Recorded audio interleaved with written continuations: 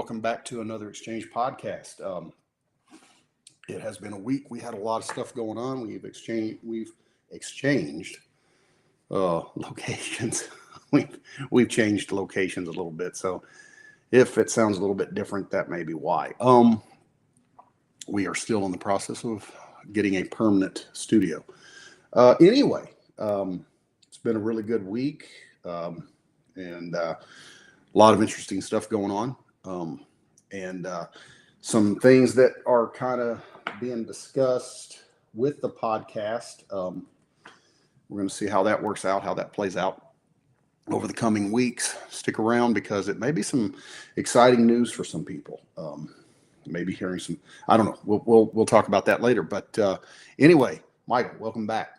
I'm glad to be back. I'm glad to have all of you with us.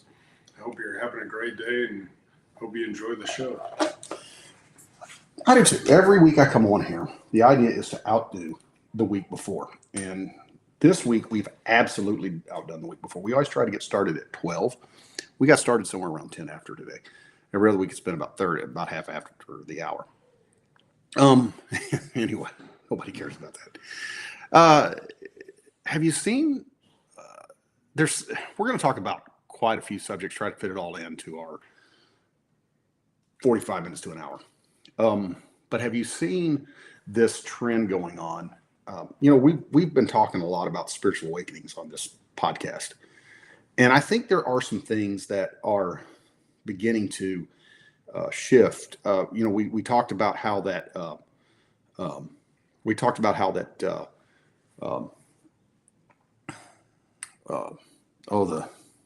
the atheist guru, the science guru, Dawkins, who said that the problem with America is cultural. He calls himself a cultural Christian, not meaning that he is a Christian. He's not claiming to be a Christian, but he calls himself a cultural Christian due to the fact that, he says that removing Christianity and permitting atheism to be more dominant is what is starting to bring America back, or America down. And I don't disagree with him on that. And it's not just faith. Sometimes I have said that faith in general in a higher power, a higher being does a society and a culture better. And I do believe that, but specifically Christianity. Yeah. So once you remove all of those, it's very easy to erode the moral fabric of a society. And then you'll see it start to implode on itself, which we're seeing now. Our society is on the beginning stages of implosion. If you look at the drastically radical ideals that some people are spouting. And we've been seeing that. That aren't based in any form of reality. Yeah. Like we're just going completely off the deep end. Well, one of the things that Dawkins specifically mentions is he says that the replacement to Christianity is not promising. Of course, he was talking about, when you read that article, I would advise anybody to go and read the article that he put out. I may try to find it and post it on the webpage, or a link to it. He specifically says that he mentions Islam by name, because he says that Christianity had been removed from the public square in England, which is where he's from, and that Islam had taken the place. And he said, you don't have anywhere near the freedoms that Christianity provides for. And when we look at the founding of our nation, we know that to be true because our nation was founded on Christian principles. I'm subscribed to this thing. It's letters that George Washington wrote. And I don't know, he wrote a diary that was just his prayers. He would put many of his prayers in diary form. And I'm glad he did. So our nation was founded upon those principles. That's one of the reasons why that our nation is so strong on freedom and liberty and free will. But with that kind of a shift of events, the New Yorker, which I think leans more left, I'm pretty certain. It does have New York in the name. That's a pretty good guess. So the title of it is the rise and fall of the Tradwife. You know what a Tradwife is? No. Okay, so with all of the uh, Gen, what do they call themselves? Gen Zers, Gen Alpha. I'm not sure which generation we're in now, but the 20s on up to about 30. They like to shorten everything. You know, it's no longer merchandise; it's now merch. It's no longer, um, you know, talk to you later. It's TTYT, I think, or something like that. Anyway, Tradwife is in that same vein. And what it means, trad just is short for traditional. Which would probably go against the dinks, the dual income, no kids, like the people that are. That's right. That's exactly what it goes against. And it not only goes against that, but it attacks the very fiber, if you will, of feminism. Because feminism has taught that women do not need men.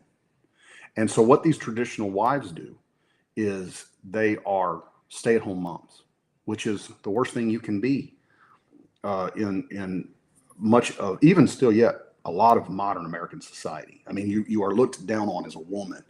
And I was watching this, there was something the other day. Excuse me. I'm sorry. There was something I was watching the other day. And it was an actress who, she was really popular. If I could think of her name, she was really popular in the late 80s. And I think up through about the early 90s. And what she did, when she had kids, her and her husband decided that she was going to stay home. Now, this was a decision she made, right? And collectively they agreed upon it, that they would stay home. And so she did. And so, I mean, she was attacked on every side for it. And if you are a stay-at-home mom, they want to attack you. They want to attack women that do that, because the truth is, what they know is that if a couple will get married and have kids, that will actually serve them better than going to college. No one likes to talk about that, but that's the truth. Get married, have children, go get a job, find a place to live, dig in, contribute to that neighborhood, contribute to that town, whatever. And that will serve you better career-wise and in every other way than going to college. Yeah, well, I think that there's a large attack on women who do that because once again they're trying to erode the traditional nuclear family. Yes. So you attack the women and make them feel guilty for staying at home. Look, if you have the ability, you have the income, and it's your choice. Yes. And no one has a say in it. You do what you think is right.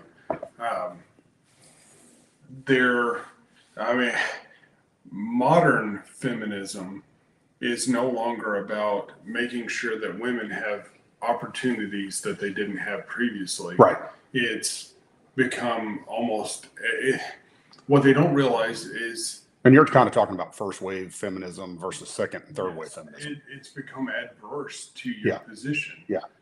Because now that we've gone into this world where men who masquerade as women are allowed into women's sports in the sake of equality, or women find themselves in detrimental positions because that's what you're supposed to do.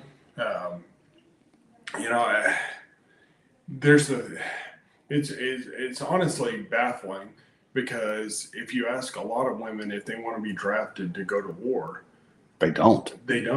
But you want equal right. You want to be completely equal. Guess what? We had to sign draft cards. We were subject to a draft. Then the shoe gets put on the other foot, and it's. And you know what? I don't want women drafted to war. I don't think there are functions within the military that women could do, but frontline combat roles, I think, should typically be reserved. Well, let's face it. You know as well as I do. The old saying in the military is, what happens downrange stays downrange. And things happen in combat, things happen in war that I personally don't want to see a woman subjected to. I don't. I don't think they're built for it. Now, I know you can catch a lot of flack, but they're not built for it. God, I had this conversation with a woman just, she's a friend of mine, and if she's listening, she doesn't live in the U.S., and we were just talking about this because she's got a little boy, and it's almost as if ever since the fall of humanity, God placed in men the understanding that it may cost me my life to protect my family. That is a possibility. It doesn't happen, you know. I mean, the amount of times that happens, you know, unless you are, you know, connected to Jeffrey Epstein and the Clintons, it doesn't happen just a whole lot. But it what? I was going to say, or Boeing. Did you see that they had another I forgot about Boeing. whistleblower Mm-hmm. who was 45 years old and apparently healthy? I'm still leaning. Again, this is another. It's Boeing. I'm still leaning towards. We're never really going to know what happened to the guy that was over the airport here at, you know, Bill and Hill Air, you know, Air Company, here in Little Rock, Arkansas. But it's instilled into men to make that understanding. It is not in women. Women are nurturers by nature. Well, when they were placed in the garden, who was told to keep it? Mm-hmm. Adam. Mm-hmm. And by keep means to protect. Yes. Like that was his responsibility from the get. It was our responsibility from the very beginning to be the protector. Mm-hmm. And that was the role that we were assigned. That's why, generally speaking, masculine men excel at that. Yeah. They have a natural drive, which was given by God, to protect those who are unable to protect themselves. Well, and it goes back to the Great Society of Lyndon Burr Johnson, LBJ. And I want to be careful because I know we've got, I won't say it. But when that was all being talked about, he is on record saying that they would get the black vote for the next 100 years.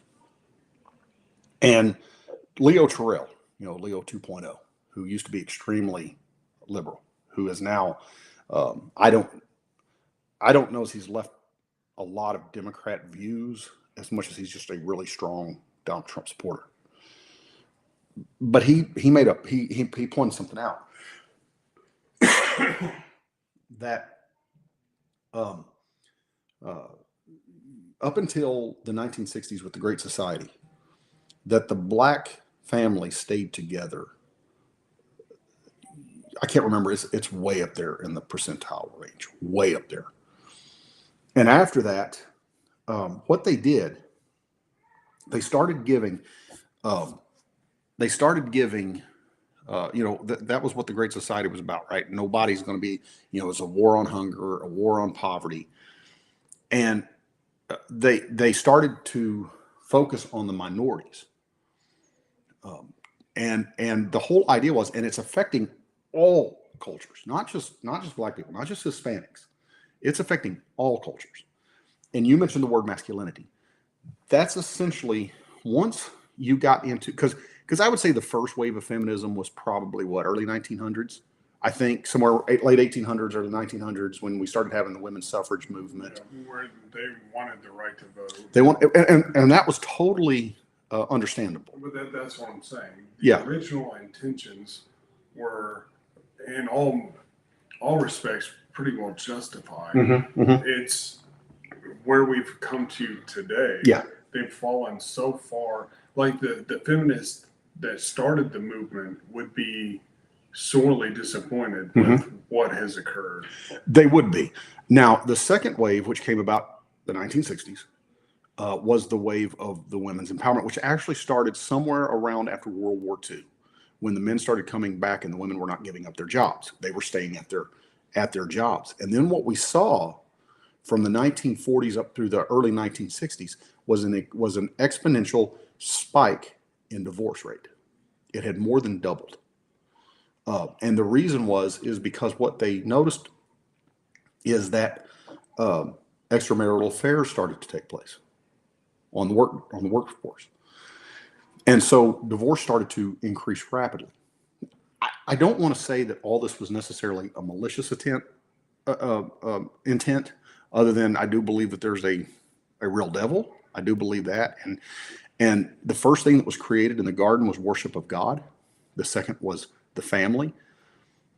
And some people want to say, well, it's God first, family second, church third.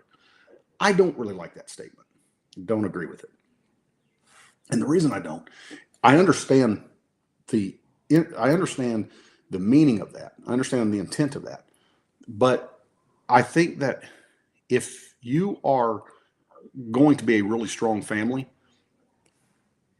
there's probably, if it doesn't get rained out, our church is supposed to do a ball game this afternoon. And it's not just for men, it's for families. Now, is that, does that mean that families shouldn't have their time alone in the house and enjoying each other's company? No, you should. But to raise and to have a really good, strong family, you're going to worship together. And that's what God instilled. That's the way he instilled it. Worship of God, family, and then the church. And then government was the fourth. Government was low on the totem pole. And the things that Satan attacks the most are the worship of God, the family, the church, and then he controls the government. He doesn't want to destroy it, he controls it. Yeah, pretty much in that order. Yeah. Because it has always been known that when a family moves into a place, communities have always wanted families to move in, husbands, wives, children. Why? Because when you are married, I'm sorry guys, I don't know where this cough has come from because everything's kind of. But when a family moves in, 9 times out of 10, a family is going to contribute. And there's a sense of stability. Yes. There's a sense of stability, and also a husband who has that I am a provider mentality is going to do what he has to do to provide for that family. Thank you. He's going to do what he needs to do to provide for that family. And someone just brought me in 2 cough drops. Must be making a statement. Anyway, I digress. So I'm going to say this, and then I'm going to back off so you can have input here. But when a job starts layoffs, the last person to get laid off, and they can be almost pitiful workers, but as a married man with families, if he's the sole provider. Yeah, well, nobody wants to be Scrooge. Right.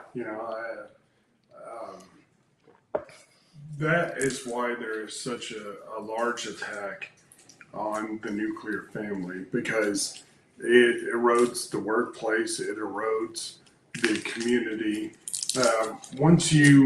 And I think that there has been a lot of nefarious intent with regards to the Black community and these other communities, because if you look at the statistics now, if you look at the families where they have no father or the father is incarcerated, I mean, it's exponential. Yeah.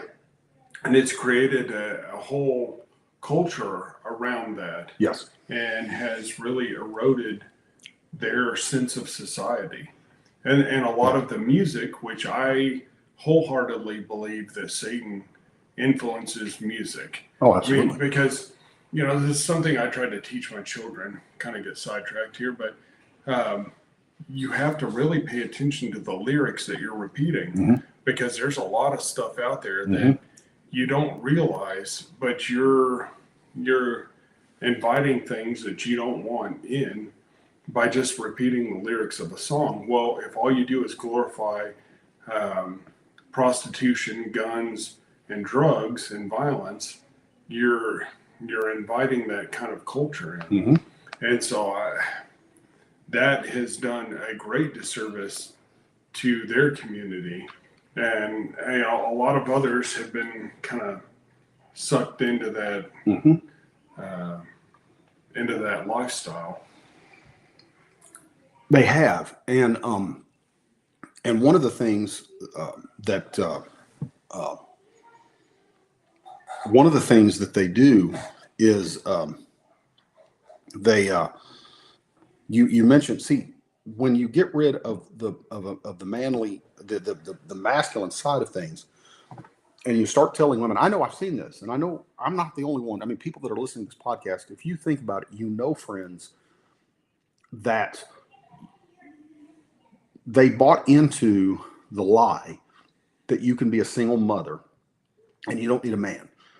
And when you remove that masculine influence, that keeping of the garden, if you will, the protector, it is not in a woman's DNA. It's not in her nature to be that protector.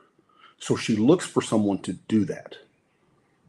And it doesn't matter what race you are. This is clear across the board. And when they put in the Great Society in the 1960s, I do believe they knew that it would attack it. I think there was that element that knew it was going to attack the nuclear family. They would be able to weaken, get the man out of the picture, and then the women would have children. And then in the 1960s, the welfare program is invented. And so now all these women are signing up for welfare. Why? Because they need that. They need to be provided for. Well, and so the government, and I think in a lot of ways knowingly created, there's nothing wrong with welfare if it's used appropriately. Okay, let's say you've fallen on hard times and you absolutely cannot get yourself out. Yeah.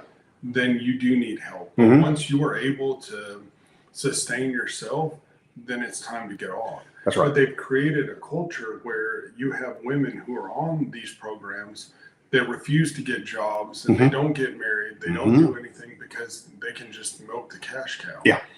Which what they don't understand is they've become a pawn in a much larger game. Yeah. So going back to the father in the household, if you have sons, you teach them how to be men. That's right. You show them the correct way to right. treat a woman. And if you have daughters, you show your daughters how a woman should be treated. That's right. You have an amazing influence that people often overlook that will absolutely guide your children's perspective and their worldview. Yeah. No, absolutely. And to kind of stay in vein of everything we're talking about, with the Tradwife, I'm tying all this in together because the title of the title today is Iran on first, Russia on second, who's on third. And if you don't know what that is, you got to go back and watch some old Abbott and Costello. And but anyway, I kind of want to redeem what we said about New York a minute ago. The New Yorker leans more left, but there is one, the New York Post, that tends to lean a little bit more right. And they wrote a report about all these protests that are going on college campuses right now, which we've discussed. They're George Soros funded. They're not grassroots movement. And in the New Yorker, the headline reads, nearly half of the anti-Israel protesters arrested at Columbia City College weren't students. So he goes on, he says, nearly half of the protesters arrested at the Columbia University City College campuses during violent anti-Israel demonstrations weren't students, city officials said Thursday, a day after Mayor Eric Adams warned that outside agitators were radicalizing youngsters, which I think Eric Adams has handled this situation superbly. A lot of other things he's way off the level with, but this one he did great with.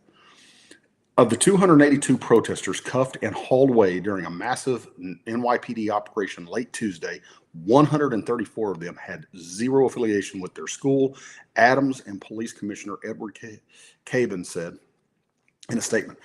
or Caban, however you say that name, of the 112 protesters arrested at the Ivy League University, 80 were students and 32 were not affiliated with the school.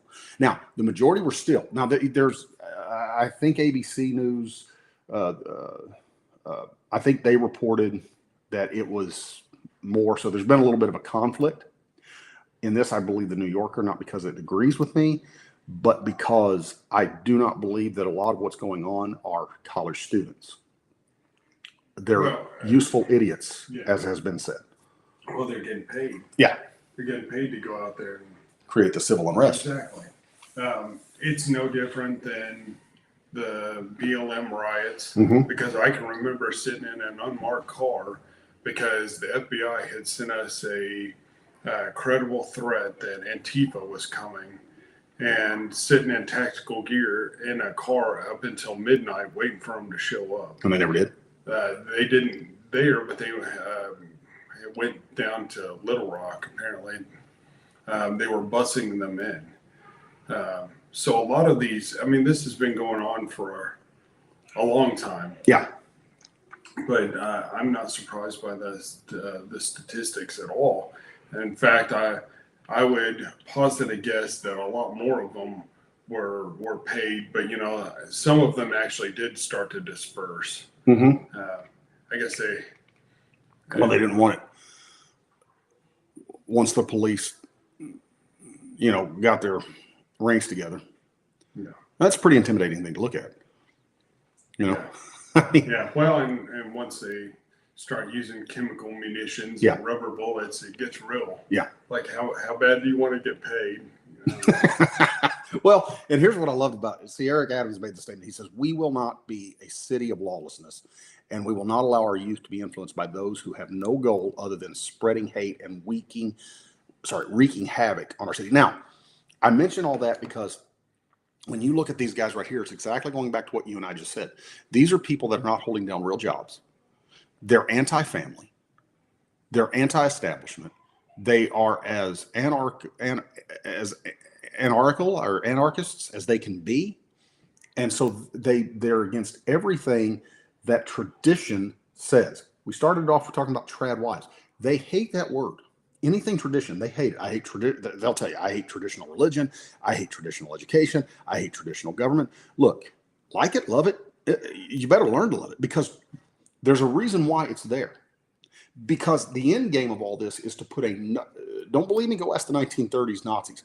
The idea is to put something even more traditional, if you will, in place. Something even more,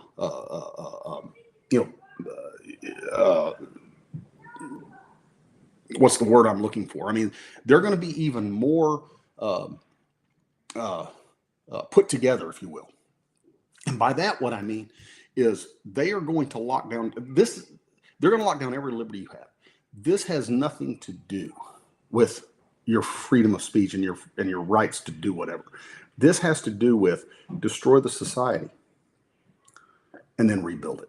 Yeah, well, the problem with a lot of people, especially the younger, easily influenced of this generation, they don't realize that they're just being used. Yeah. They don't, like a lot of these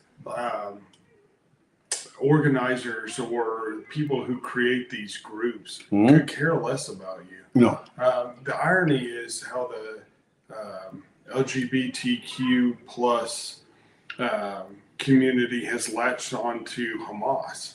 Hamas would literally execute you. They would kill you. They've formed some kind of essentially unholy alliance, and they don't understand enough about how the world actually operates to know that these people don't. You're just a pawn. You're being used, and the second that you're no longer useful, you'll get tossed aside. Well, and that's the whole idea. And so, we look at that and we see that is what they're ultimately trying to do. And then, you've got all this other stuff going on. Look,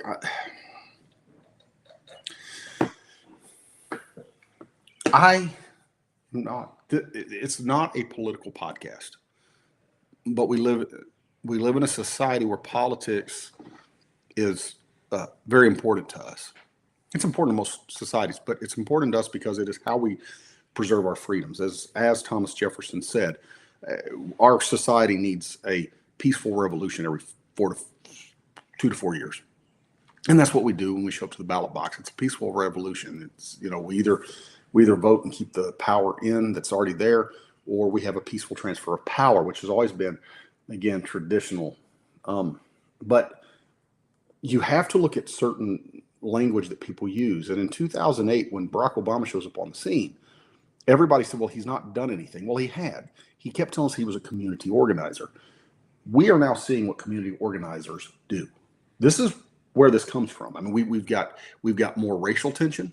We've got more political tension. For the 4 years that Donald Trump was in office, he was going to get us in World War III.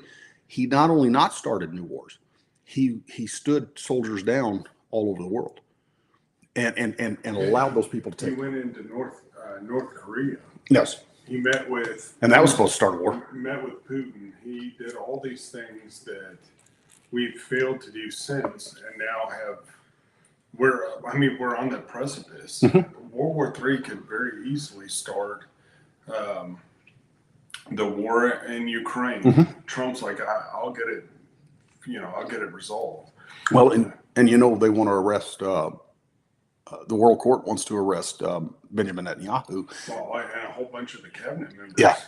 The ICC has been mulling the idea of arrest warrants around for them. Yeah. So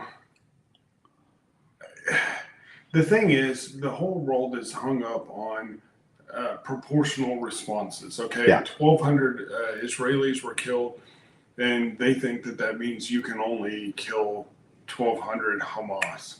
Well, that's not how war works. Right. Okay. Mm-hmm. They say that there's been, I don't know the latest numbers. I'll just go with what I saw, a week or so ago. 32,000 killed, and of those, over 13,000 were Hamas. That's not a genocide. They're not just outright wiping everyone out, mm-hmm. which is what the claim is. Have there been crimes committed or war crimes? I don't know. But I can tell you this, that the Russians are using chemical munitions. I don't know if I was getting ready to bring that up. So you sent me an article by Reuters that I was going to start off with Kharkiv. This was published on April 29th, 2024. But apparently this goes back to January 2nd. And it says United Nations, April 22nd, see, the debris from a missile that landed in the Ukrainian city of Kharkiv on January 2nd was from a North Korean Hwasong 11 series ballistic missile. United Nations sanctions monitors told a Security Council committee in a report seen by Reuters on Monday. This was in a 32-page report, so they did, they investigated it. The UN sanctions monitors concluded that debris recovered from a missile that landed in Kharkiv, Ukraine on 2nd January 2024 derives from a DPRK Hwasong 11 series missile and is in violation of the arms embargo on North Korea. Now, I wanted to mention that because you sent me a couple articles, right? You sent me that one. You sent me the one where Russia is being investigated for using chemical warfare. And then China is also jumping in on the mix. Yeah, China is helping to aid the Russians against the Ukrainians, mm-hmm. because this whole situation is far more complicated than any one of us mm-hmm. understands. Mm-hmm. Okay? I think a lot of rich Americans were using Ukraine to funnel money. Oh, absolutely. Okay. So we have an interest in Ukraine based off the fact that a lot of rich people have a financial interest there. Yeah. However, we have long been enemies with Russia and China. Mm-hmm. And so China is trying to capitalize on because we're sending $61 billion more mm-hmm. to Ukraine. Mm-hmm. China's trying to capitalize on weakening the the U.S. We're sending munitions. We're sending all this stuff, all this money. Mhm. They're going to back the Russians so that we're all fighting a proxy war. Yeah. Um, Well, this is what we've done for years. Exactly. I mean, we did the same thing in Afghanistan when the Russians were fighting. Well, and that was payback for what they did to us in Vietnam. Yeah, because they were backing the Viet Cong. Mm-hmm. Like it's all cyclical. Yeah. But the fact that you have China and now apparently North Korea both backing Russia. Well, it's to a point where, unlike in the Cold War, which I guess in the Cold War it was kind of the same thing too. But you and I both, being students of history, correct me if I'm wrong, but and I'm sure people that lived during this time can write in and tell us too. But it seems like that we're probably closer to a hot war with all the major powers, probably more so than we were during the Cold War. I don't know. Oh, I think so. Just based on the actions of some of the world leaders, because you've got the French president saying that, I don't know if you saw recently, he said that they would send ground troops into Ukraine under two conditions: that the Russians actually break through, and that Ukraine basically request their aid. Yeah. And of course, Putin's like, well, then that means all-out war with NATO. Yeah. I mean, how hard would that be to actually happen?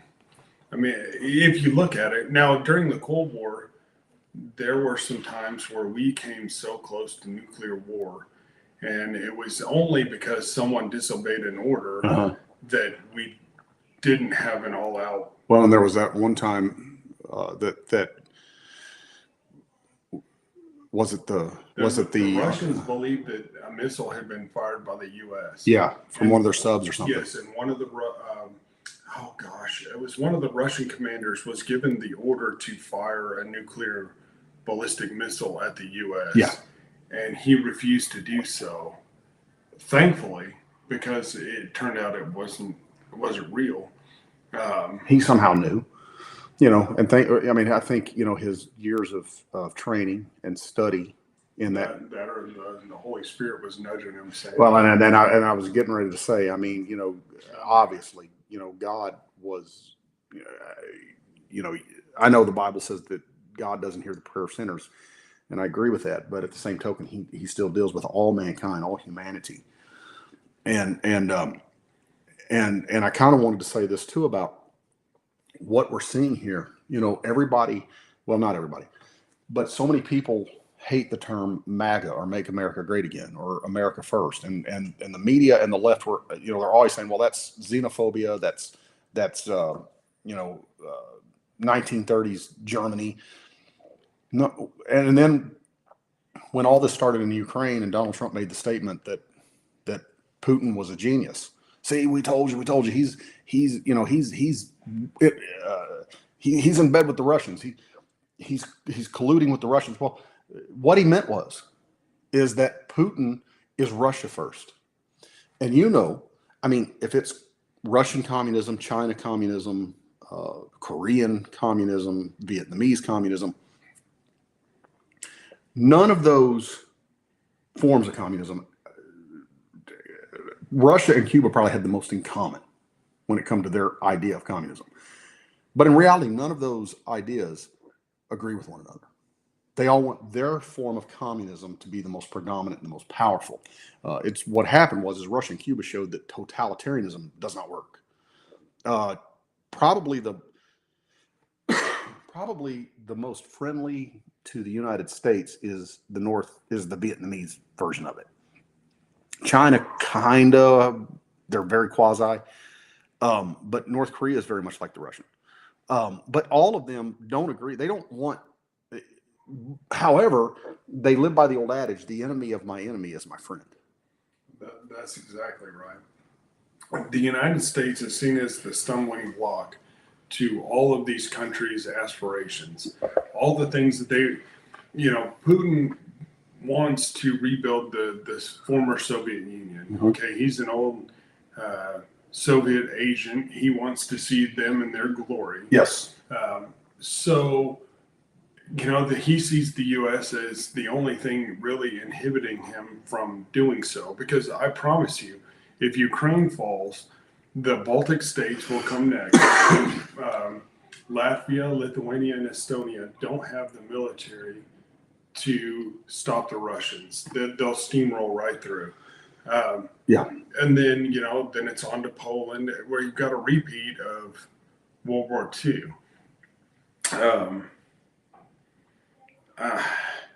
I look at China, same thing. They want to take Taiwan. Mm-hmm. They want to expand in the sea there. They're trying to build all these islands. They're trying to expand. It won't be long before they're trying to knock Japan out of the way. All these countries, I mean, they have the same. They're self-serving, but they will work together to try to get us out of the way. Absolutely. And see, I said, as we said, China's on second. You sent me another article by NBC News. Headline reads, in Ukraine war, China is helping tilt momentum in Russia's favor. Top U.S. spy says. China has helped shift the battlefield momentum in Russia's favor in Ukraine by providing it with components and other material needed to sustain its defense industry. The top U.S. intelligence official told senators Thursday. Beijing's assistance comes as Russian forces make incremental progress in Ukraine, and Moscow attempts to ratchet up pressure on Kiev by bombing the country's critical infrastructure. Director of National Intelligence Avril Haines said at a hearing of the Senate Armed Services Committee, although China has stopped short of delivering lethal weaponry to Russia for its full-scale invasion of Ukraine, it has provided crucial technology and tools for its military machine, which we know Russia is not up to par technologically speaking. No, I actually watched the thing about how a lot of the soldiers in the Russian military have the latest variant, AK variant, which is quite a technologically sound rifle. However, a bunch of them have the old Mosin Nagants, like the stuff that's been in from like World War II, Two. Before World War II. Yeah. You're talking guns that have been in Cosmoline for the last better part of a century. Yeah. I mean, those things are. And I guess it's better in a sharp stick, but it's not much better than a Roman short sword. Yeah. But they had the same issue in World War II. Yeah. They didn't have enough weapons for their troops, and so they would send some of them out without weapons, and then when Ivan gets killed, then you just take his rifle. And well, my dad knew a guy, and he pastored a church, I think in Oklahoma, and he was a Korean veteran. And was it Hamburger Hill? Was that the name of that, or was that in Vietnam? Hamburger Hill was in Vietnam. Okay, there was another one. It was similar to that name, but he would, this was in the days before people knew of PTSD, and his wife said that he'd be driving down the road, and he'd just pull the car over, get out, and he'd walk, and he may walk for almost an hour or better, and then he'd get back in the car and they'd drive off. Well, one day he was talking to my dad, and she overheard it, and she told my dad, she said he's never talked to anyone about that, but he did because he knew my dad was a Vietnam veteran. And what he said he said that where this battle took place, the Chinese had come down, and they were just sending waves and waves and waves, and they were literally shooting M50s so much that the barrels were melting. They were having to replace it, and these Chinese soldiers didn't even have weapons, but they were coming to attack. And I'm not trying to be, gruesome here, but there were so many dead Chinese soldiers that the blood got up into it literally would squash into the boots. And he said, from that point, he said, I understood what the scripture meant, that the blood would flow up to the horse's bridle in Revelation. And so he dealt with that for all the way up to his death, I guess. And So what I'm saying is that it's nothing for them to be able to place millions of soldiers on a field. But this is the reason that when we go back and we talk about, everyone was dead set against that the virus came from China. I think all of this started. Well, it didn't start. I think the build up to what we're seeing now started with the COVID coming from Wuhan, and now we know that. But 4 years ago, you couldn't say that.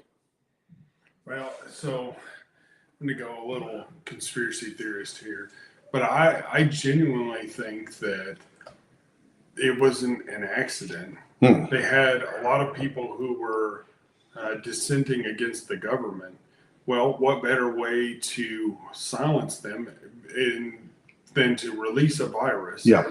Than force everyone to isolate. Yeah. And we now know that millions more people died in China than they alleged. They put out. They tried to act like no one died. Oh yeah, they were putting out some numbers like, no, we didn't have anything. That's an outright lie. Now, would it be beyond them to use something like that against their own population? I don't think so, because if you look at other communist societies, the Russians, they starved their own people. Well, Chinese, what was the guy, the man who actually brought communism into China? I can't. His name's right there. The very first Chinese leader of he killed all those farmers. Yeah. Well, if you look at, I wish I could remember the total number killed by communism. But I know that in Russia, they kill like 30 million of their own people. Well, it was Jordan Peterson who brought that up. He said someone was talking about all the people that have been killed in the name of religion. He said, yeah. He said, but you're talking about the Dark Ages when everyone who went to war in the name of a religion. Yeah. And he said, but it was either him or it was Dennis Prager. He said, but let's look at all the people who have been killed in the name of atheism, which is what communism is. He said in the 20th century, I can't remember how many times more people were killed with China and Russia and Cuba, all in the name of atheism. Like, it's several times more than what was killed in the Dark Ages under the name of religion. All religions combined. Yeah, Mao Zedong. Mao Zedong, that's it, yes. I was trying to look up how many people have died as a result of communism. It is like way up there because what was it they called that? I think it was 120 million or something. Yeah, because when he did that, when he started starving all the farmers in China, it was, I think, several million killed in that by itself. And then Joseph Stalin killed what, 60 million? So I was looking, there's a bunch of articles that all have the same title. 100 years of communism, 100 million dead. So yeah, at least 100 million people died as a result of communism. And you're not even close to that with any of the battles of the Dark Ages, or the Middle Ages. You're not even close to that. Not even coming close to that. And I don't even. I mean, how many was killed with the Black Plague? Yeah, well, and see, so the Soviet Union appears to be the greatest mega murderer of all, killing nearly 61 million people. Stalin himself is responsible for 43 million. Yeah. Can you imagine? And so World War II was full of atrocities. Okay, nobody's denying that. Right. But if you look at the number of people who died during World War II, and then just compare that to what the Russians killed of their own people, man, it's mind-boggling. Well, that was the thing, right? Joseph Stalin killed more people than Adolf Hitler did Jews. Oh, well, by what? Almost over seven times more people. Don't get me wrong. I mean, that's like saying what's hotter, 100 101 degrees or 102. But I mean, what I'm saying is he's not vilified. He's not vilified the same way. Yeah. And a lot of people revere him. Yeah. Of course, I guess that goes for all of these political figures from history. There's people who revere all of them. Yeah. But there is not near the disdain for the communist factions that there is for... Because our elites benefit from communism. Oh, yeah. Well, like I said, they want you dependent because that's what communism boils down to. And that brings us... Go ahead, I'm sorry. Outright subservience to the government. Well, and that brings us to who's on third. Well, who's on third is we have an election coming up. And at the end of the day, as Christians, you need to be praying, and you need to be in your Bible, and you need to be allowing the leading of the Holy Spirit to guide you. Because the Bible says in Galatians, it is for freedom that he has set us free. And anything that wants to bring you into captivity is not of God. I believe that there is a final dictator coming at some point. The scripture calls him the Antichrist. I believe he's coming at some point. I don't know. I don't know when that will happen. Jesus said no man knows the day or the hour. But at the same time, what I do know is it is coming. And but I say all that to say this, that you know that Putin is putting Russia first.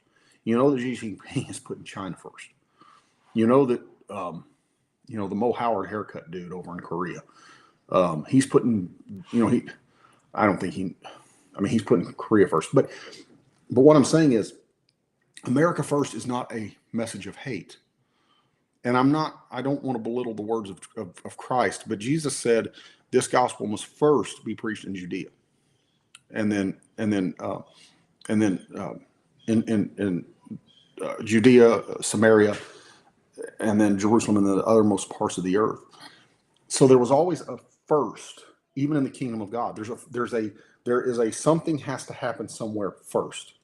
Well, how do we continue to help other nations who are struggling if we can't help ourselves? That's right.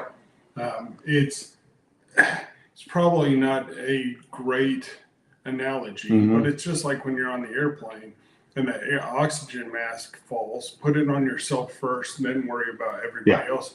Because if you don't, and you don't put yours on, then you pass out. Right. Then the other person who's already incapacitated, you just have more casualties. And go ahead. You have to maintain yourself, and then when you have excess, then you take care of the others. That's right. And and going back to the Tradwife. Really what this whole episode has been about is to try to hopefully to make the case that traditionalism, Christian traditionalism, is not a bad way. It's the best way. And I'm all for education. I believe go get an education. But understand that a lot of what they're doing, we've already got Joe Biden saying he's going to forgive student loan debt again. He can't, but he's saying he's going to do it. And it's to win votes. Look, you made the debt, go pay the debt. Now, I'll say this here. I do think there needs to be something done about the interest rates on it. I do think that, because I do think it's indentured servanthood at the end of the day.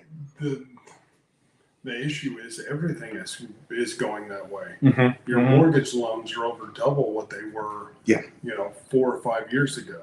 So all aspects of society are getting to the point where I think this is the first time in American history where it's cheaper to rent a home than it is to buy. Yeah, I just heard that earlier this week. Someone was talking about that. They said it's cheaper rent.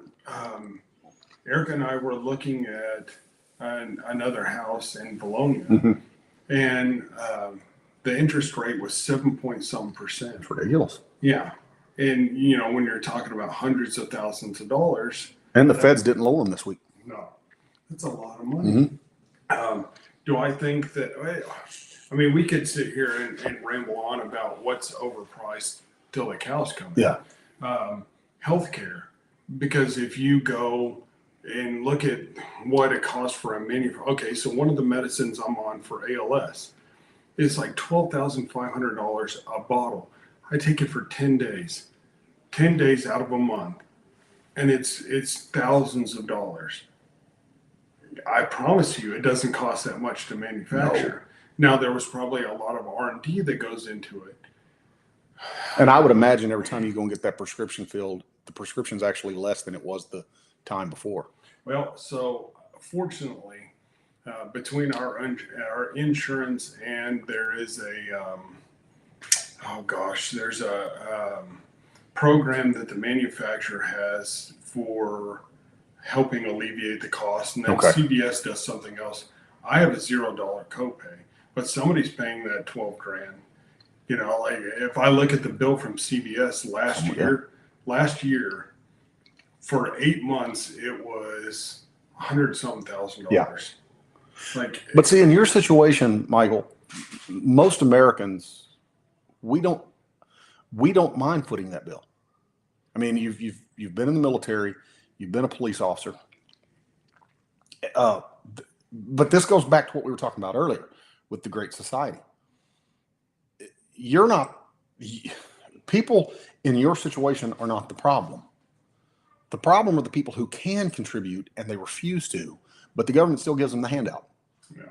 Well, for a vote. Oh yeah, exactly. They're keeping them subservient for a reason. But like I said, those people are too short-sighted to realize that they're just being abused. Because if I'm in control of your finances, you'll do. I can make you dance. I'm the what do you call it? The puppet master, for lack of a better term. But if I say jump, you say how high. Yeah. Because if you don't, master of ceremony, I'll just cut your check off, which is what a lot of these countries we just talked about, like China, are doing, where you have a social credit score, and you just said something they don't like, and they dock you. You use your phone over there to do everything, so you can't use public transport, you can't buy groceries, you can't. Well, I'm getting too far off topic, but you know that's what the mark of the beast will be. Yeah. No. I mean, you're right. I mean, I as I've said on here before, that Bible prophecy is, we will see backsplashes of it. You know, we can see. You know, the Scripture tells us that we see in part. Now we know in part, we see in part, but one day it's going to be revealed, and we see backsplashes, if you will, of Bible prophecy in such things. You know, I mean, a cell phone, for example. Look how many people are attached to cell phones. They can't do anything unless they have their cell phone on them. They freak out if they leave the house without a cell phone. I mean, I have been guilty of being, driving down the road, and I know I'm going to be 20 minutes late for work, and I've left my phone, and I turn around and go back and get it, because there's a lot of stuff about life that is on that phone. Some people, don't have cell phones. I'm not there yet, but some people don't. But anyway, at the end of the day, yeah, I mean, we can see that with all of that. I'm not saying cell phones are the mark of the beast. I'm not saying that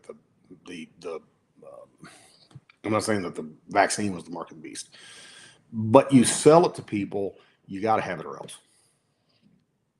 And the Bible tells us that they're not going to be able to buy, sell, or trade unless they have that mark. Yeah, which is why I ultimately think it'll be something instituted like the social credit score. Where you have to have either this chip embedded or you have to have this particular device for whatever it turns out to be. But if you don't have it, then you can't do anything. Right. And the instant that you say something in dissent, or that you oppose what the government is doing, whoever the leader is, then you suddenly find yourself in a position where you can't do anything. That's right. Because that's already being, and people say, well, that's too far out there. No, it's not. It's being implemented. There's billions of people living under that at this very moment. There are. And you can just look at certain things within the United States and how that liberties have been eroded, and a lot of it has come from, going back to what we said, the moment that, what was he called them, dinks? I mean, that's where a lot of that got started. The moment that they started promoting for women to, I'm not saying women have to be stay at home. I'm not saying that. I understand there are situations that cannot happen. What I'm saying is there's a problem when there is a war declared on it and people are made to feel less than because they choose to do it. And the woman that I was trying to think of was, I think her name was Martha Susan Anderson. She was the oldest daughter on Little House on the Prairie. For those of you who watch the show, you remember. Now, I know some people say, yeah, here's on Little House on the Prairie. It doesn't matter. She chose, her and her husband, to raise their kids. And she left really at the zenith of her career. I imagine you talk to her today, she doesn't regret it, nor does her family regret it. Well, so kind of on the same topic, if you look at the quote unquote educational institutions now and what they're teaching children. Okay, so if you have a mother and a father who both work and your kids go to public school, let's be honest, you don't know the bulk of what they're being taught. There is so much misinformation and outright political propaganda that is taught in school that your children will come home, being indoctrinated.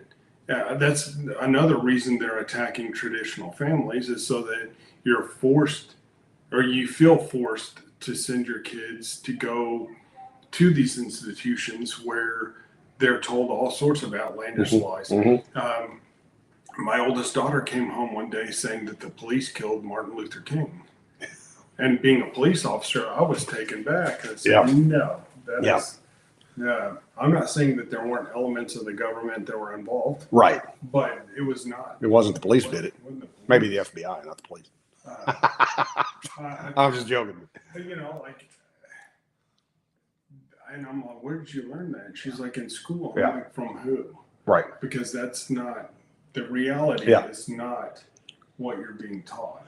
Yeah.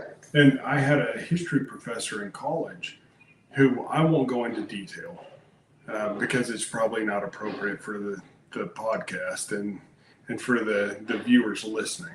However, she was repeating some stuff that was pseudo history. There was no real evidence for it. Right. And I called her out. So all of our... Did you have to drop the class afterwards? No. Really? No, all of our lectures were recorded. And so Eric and I don't think we weren't married at the time.